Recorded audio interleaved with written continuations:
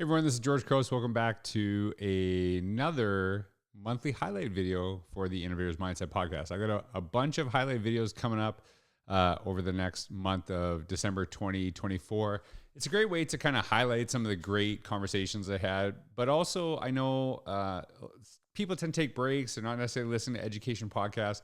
And I want to actually have someone new on the podcast that doesn't necessarily get the attention they deserve. So I'll share some ideas and insights. And if you want to listen to me, connect with me, great. But I think it's really important to honor people's time and to also encourage people to like take breaks. You know, like, do you have to think about education all the time? Do you need those just constantly inundated? We need to take breaks, step away from stuff.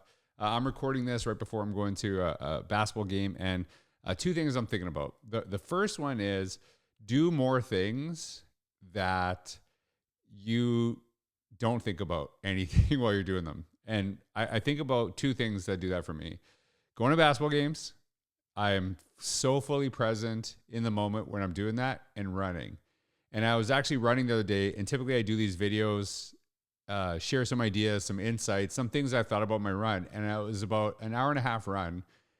And what's interesting, by the end of my run, I'm like, well, why haven't I thought of anything? And then I started thinking about the great message from that is that I was just fully consumed in the run, and I was fully consumed in the area around me and just enjoying the space that I'm in. So that's something I want you to really think about. And as much as I appreciate you being here, I think it's great for us to take breaks and just kind of just not think about stuff that might be overwhelming. And I feel that every time I take that break, it makes me feel better whenever I'm doing something. One of the things I'm really trying to do is be more present wherever I'm at, whether it's work, whether it's personal, whatever. So that's one piece of advice I have before we get into the amazing guests this month. The second thing I'll share with you is a story I've told before, but there's a reason I'm telling it again today. I wrote this in Because of a Teacher, and I highly suggest you get the book. It is such an awesome book, and I feel like guilty because my name's on it, but I wrote some of it. But it's really the amazing stories from contributors, people sharing their stories. It's kind of like a chicken soup for the soul. It's a great read over the break. It will really kind of show you how appreciated educators can be. And I think it's also to the importance of making sure that, you know, as educators, it's easy to complain that we're not appreciated enough, but then we don't actually share messages with those who have made such a difference in our lives, which I find fascinating, right? Like if you have a great principal, it's like we don't want to suck up to them. We don't want to say anything because that'll make us look bad. But then we complain people don't, you know, show appreciation for us. A rule that I have is if I think something good about somebody, whether I've talked to them 3 seconds ago or 13 years ago, I contact them and let them know. I've never regretted ever doing that. So check out the book Because of a Teacher. And if you already have it, it is a wonderful gift to actually get for someone in your life that's in education. I think it's an easy read. You'll really enjoy it. And so the link is down below. But the story shared in Because of a Teacher is about my former football coach, who was a phys ed teacher. His name is Calvin Hobbs. And I wish I was kidding with him. His name is legitimately Calvin Hobbs. And I'm still friends with him, still talk to him quite a bit. And I told this story about when I actually was in my fourth year of high school football. And I had played 4 years as a pretty big kid. You know, I wasn't like an amazing player or anything like that, but I was really big. I was way bigger than I should have been at that age. And I played 4 years on the senior team. And Coach Hobbs, it was his very first year as a teacher, first year as a head football coach. And so he comes in. I'm kind of like the big guy on campus, a campus of like 400 people. So he comes in. First person he meets is me in the football locker room. And I actually knew he was coming there. And I knew we were having a new coach. And I actually said hi to him. And I said, Coach Hobbs, it's really nice to meet you. My name's George. I just want to let you know that I'm actually going to be the captain of the football team this year. And he's like, really? I said, well, yeah, I played 4 years. Of course I'm going to be captain. He's like, I guess we'll see. And I'll never forget that interaction because I knew the minute. I'm like, oh man, I screwed up. So we actually had the first week of practice. He kills us. Just it was so hard. It was so challenging. It was probably the hardest week of any athletic practice I've ever had. And then on the Friday, he names 5 captains. And then he actually names the first 4. My name's not there. But then he names a 5th. And the fifth one is me. And so he pulls me aside, and I remember this, very vividly, and I'm obviously paraphrasing, but I just remember being in that moment, and I knew he was going to say something to me about it. He said, George, you actually earned being captain, not because you played 4 years. It is actually because of the example you set, what teammates saw in you and how hard you practice. And that's something that really matters to me. And I want you to understand this. You can be ready to lead all you want, but are you someone worth following? That's all that actually matters. And I remember sitting there in a moment, and I thought, I don't really care about the captain. That's all I thought about. That's all I thought about at the moment. I'm just so grateful that I was a captain. And I actually just forgot about it. I forgot about that message, and I tried to do my best that year. We had a great year. It was our first year going to provincials, which is the equivalent of state. We lost in the final. Not that I remember, but it was like the best year we ever had. And I just truly love that man. And he's nearing the end of his career. I actually think he just retired. And so I actually told this story in my keynote in recently in Bangkok, Thailand, to IRCOS. So these are all international educators. And I actually mentioned Coach Hobbs' name. And I talked about Calvin Hobbs. And the second I'm done telling the story about this experience I had in a small town in Canada, a person came up to me and said, "Hey, do you know my brother is actually good friends with Coach Hobbs?" That's like so awesome. I said, "Really?" And so I'm thinking I'm on the other side of the world, and that somebody I knew. So it's like validating, because it's like a lot of people think I just made up the story. It was actually true. And I made up, Calvin Hobbs, because this is an easy name to make up. And I thought it was amazing. And then one person came to see me right after that person. And then another 2 people approached me, and they said, "Hey, we're actually friends with Calvin Hobbs. We grew up with him." And I was like, "What?" And so within probably 24 hours of telling that story in Bangkok, Thailand, about experience I had in Humboldt, Saskatchewan, Canada, Coach Hobbs reached out to me, and he shared how much he appreciated that I shared that story about him. And he had just retired, and that it really meant a lot to him that I shared that. And he was really, really appreciative of it. And it was just a really good reminder that if you have something good to say about somebody, say it. Just say it. Because a lot of times we let those things kind of just go off to pass. We don't share them. And then, those people are not in our lives anymore, or we miss something. And so I think it's really, really important. I'm so grateful that I got back to him, because I actually never thought about his words that moment when I became captain, but I did think about them when I became an assistant principal, that I needed to be that person worth following. And the thing that I always share to people is that some of the most important lessons you teach the kids, you don't actually get them in the moment, but you still teach them, because at some point they're going to need them, and they'll come back to them when the time is right. So I just want to share that with you all. I know that like anything I share is not going to be anything compared to the amazing guests we had this past month. So welcome back to another highlight edition of the Innovator's Mindset podcast.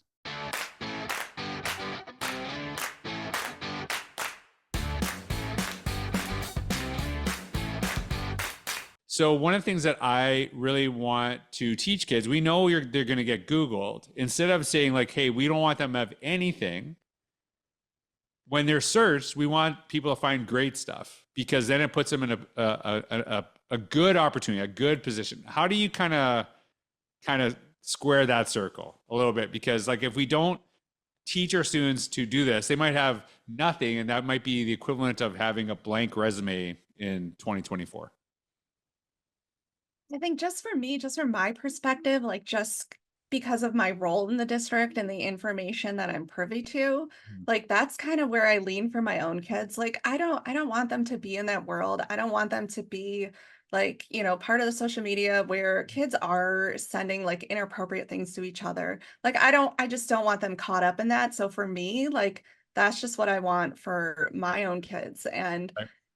And I think as a school communicator, it's important for us to like tell our parents, like really be on top of what your kids are Right. doing. Right. There's a whole, it's across the country, it's nationwide right now, where there's just rampant social media threats, and we just have to take every single threat seriously. And that time and resources that we are, working with police departments, Mhm. investigating those threats, that's taking away from our real job in educating children. Right. Okay. Well, yeah. And so one of the stories I share, and it's like, because there's good and bad with all this stuff, right? And I always try to like say like, hey, let's influence the good. There's a student I connected with years ago who applied for USC but didn't get in because her grade's not good enough. And so they Googled her and said, yeah, we'd love to have you. And so like, it's like, how are we leveraging some of this stuff too, right? Like, and if in all honesty, how did we connect? You probably found me on social media, right? So I think there, Mhm. like we, so I'm always kind of back and forth. And I think you and I might have, I don't know if we have different perspectives, but I think the important thing is that we're both advocating we need to be in the gray as parents, as Yeah. educators. There's no like it's an either or solution. So all that being said, one of the questions, and we talked about these questions before too, because I didn't want to put you on the spot, because this is a really big one, and I don't know in every role people can answer this. I think it's really important. If you work in education, how does your role in particular doing communications, how does it actually improve learning in schools? Because a lot of times I hear about branding, and you can tell by the way I said branding and I said it, that totally, if you're listening, you can hear I said it sarcastically. I feel like it's kind of like, what are you selling, right? Because if a kid goes home and says school sucks, it doesn't matter but on social media said it was good, right? Right? Well, my kid said it sucks. So my thing is like, we have to kind of always make that connection. So how does your role in particular improve learning in schools? I'm gonna keep going back to my own kids because, like, same thing. Like, they will come home from school, like, instead of saying like, "How was your day?" and getting a one-word answer like, "Good, Mhm. fine," I You ask learn them to tell nothing. me, yeah, fine, branding. Right. um, I instead ask them like, "Tell me something good that happened today." So in my role, like, that is what I focus on, like telling the story of our district, telling the good things that are happening, like opening the door to our classrooms, putting that out there, whether it's in our newsletter or social media or photos or creating videos. One great example is I was at our middle school for something totally else I went there Yeah. for. It was after school. I was there with my superintendent. We heard guitars. Oh, it was guitar club. So went in there, took a couple pictures, posted like, "Hey, here's our guitar club meeting at our middle school," whatever I wrote. A parent saw it and goes, "Oh my gosh, I want my kid to join that." So that right there, like, Yeah. that's what we want people to see. We want our families to have a view inside of our schools behind the walls, see opportunities and see the different things that like they want for their children. Another great example is we integrated unified sports in our school district last year. So where our kids with special needs, they were on teams, sports teams, and we shared photos and pictures of that. And there was one student I posted a picture of, and the parent on social media was just like, "Oh my gosh, like look Hmm. at my Sophia." That's amazing. Like, we're giving parents a view to their sides of their children they may not see otherwise. When I was there, there's a line that I share often, and it's a quote. It's not mine. It's kind of like an internet meme, and it's it's tradition is peer pressure from dead people. And I always think it's like a little jolting statement, and I find I always gets a little laugh. People are like kind of thrown off when I share it, and I very clearly articulate I'm not against tradition, and in fact I'm telling stories, which is the oldest teaching practice known in history, is the importance of telling stories. So I tell people, look, if you've done things 100 years ago and you're doing them today and they work for kids, keep doing it. In fact, on the opposite side, if you're doing new stuff that doesn't work, you shouldn't be doing new stuff just because it's new. And I always kind of articulate that, but I'm always kind of thinking about, I'm trying to listen what's going on in the room, really try to build on your messaging. And I notice everything in the room, and I notice behind you there's a sign that says excellence is our tradition. So tradition is literally in the tagline of the school district. So I'm thinking, like, am I gonna like offend everybody by saying this, and am I gonna cause an issue? But then I actually wrote a post about it, and I'll share it. It'll be in the link down below, because when this is posted, that will be available as well. But when you think of that terminology, excellence is our tradition. What does that mean to you? And like, what does that mean to your school district? Well, it's interesting. When you say the word tradition, I think of like my grandma. I think of, the old things that we used to do, like gather for meals, things like that. But here in our district, excellence, it means it is a tagline, but it's ingrained in everything we do. So what we do really well is we engage and we empower our team. And I love to say yes when people come into my office, or when I see somebody in the hallway, I'm in a classroom, and they say, "Hey, we should try this." I don't just say yes automatically, but we talk through it, have a conversation. We are always looking for ways to get better. In fact, I have a quote on my wall here that says something to the effect, "When you know better, do better." And that's what that excellence is about, because we know, and it's not just I know, we know collectively, our team, and we're a team of 850 strong, from our bus drivers to our food service to our custodians, our teachers, our principals, all of them. We're a team. And when we know better, and there's lots of ideas, and they're all out there working with kids, they're working with families. And when something needs to get changed, we change it. A lot of school districts, at no fault of their own, get stuck in this like the holding or this waiting space. I think there's a book, Dr. Seuss, All the Places You'll Go, that I used to read to my 8th graders, used to read to kindergartners, high schoolers. There's this waiting space where you just hang out and you wait for something to happen. I don't want to be in that waiting space. Sometimes you can't avoid it, but I want to be taking action. And I use that term a lot. And really that drives what we do. We want to be excellent. And it's an excellent, not just in academics, in arts, in activities, in sports, relationships, every single thing we do, we want to be excellent. And that's how we put kids first. That's how we make our learners be. I got that from you. That's how we make our learners better, is by infusing that excellence.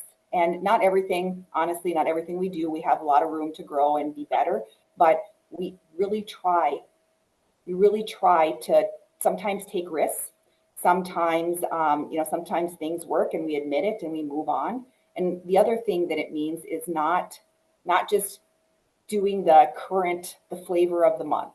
We don't really believe in sending, we do send staff occasionally to professional development. I'm active, our principals, our staff members are active in their professional organizations, but at the same time, we go and we bring it back and we talk about it. And if it fits into what we're doing, or we think it could really help kids and we have room for it, we do it. Otherwise, we put on a shelf.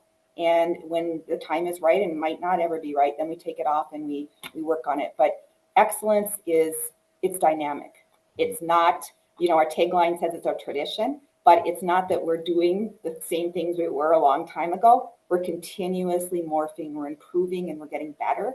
And we're pushing our kids, that continuous improvement. And I don't know, continuous improvement is kind of a tired term, in my opinion, lately, but it really is, that growth is important. And innovation.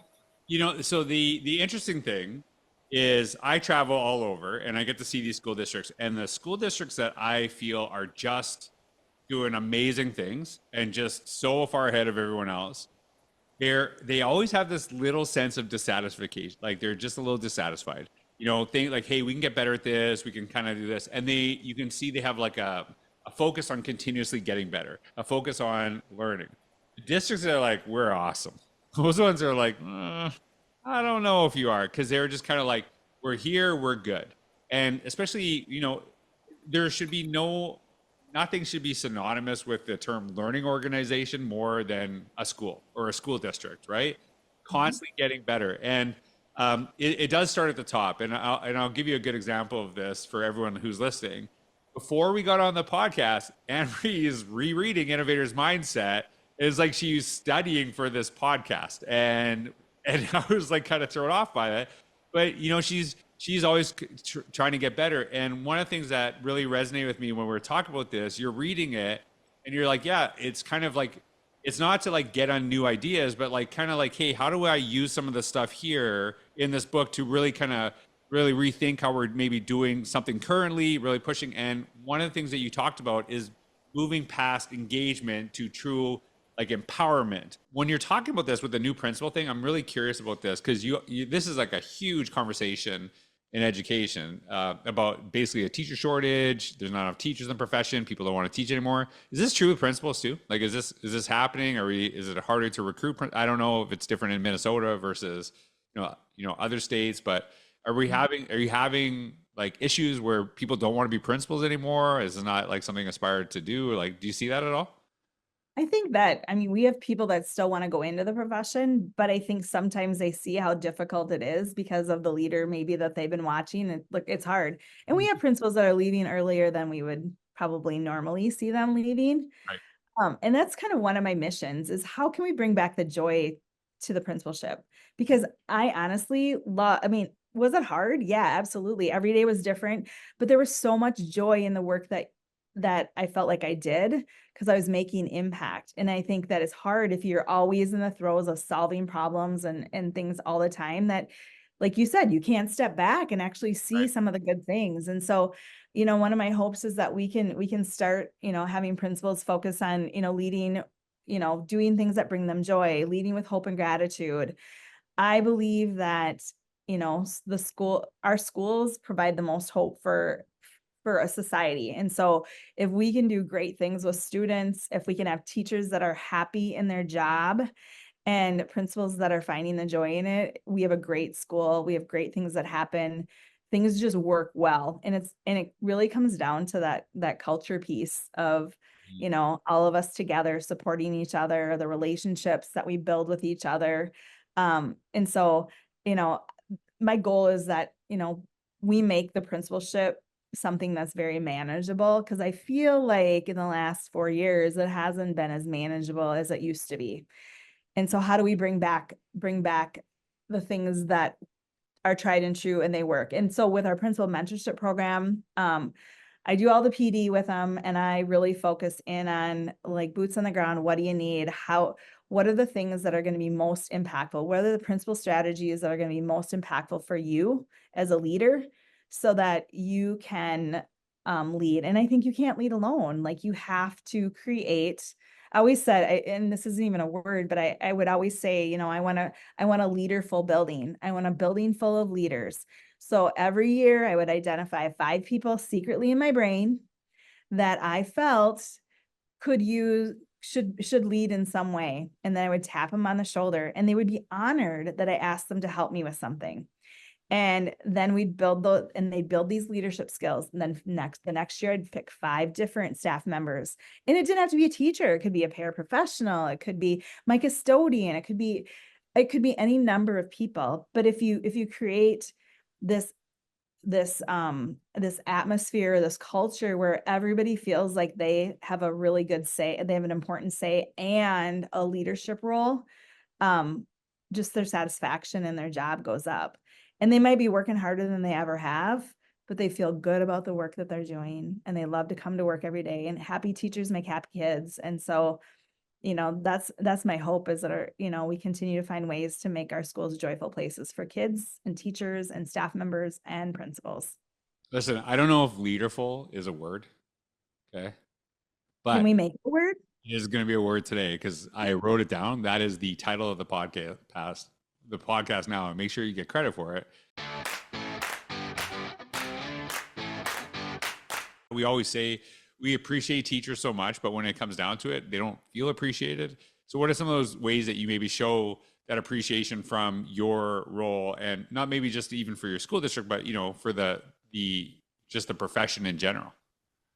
Well, as far as the profession and public schools and teachers, number one, I have a great working relationship with our legislators that represent Owasso. And so I am advocating for public schools with our legislators and also trying to provide information to our teachers about what's going on legislatively, things that will impact them, that's like, I want you to know, basically like we're fighting this fight and here's what's going on. And we're going to make sure that we get funding for schools, funding for teachers, funding, whatever it is, the legally that could impact them. So they know that like I've got their backs when it comes to legislation and that I'm there supporting them at that policy level. And that's very, you know, high level, but also trying to educate them so that they can also be advocates and for themselves and go speak to legislators too, because that's important that their voice is heard. They're down in the trenches doing the hard work every day. And so our legislators need to hear from them. But then I think it's important that they get, you know, kind of public pats on the back and that they're recognized for the hard work that they do. So I started this a couple of years ago. I call it FaceTime Fridays. And I go and just have FaceTime literally with a teacher in their class. And I'll do a morning and maybe an afternoon, do a couple of schools and go into maybe 2 or 3 classes within their schools.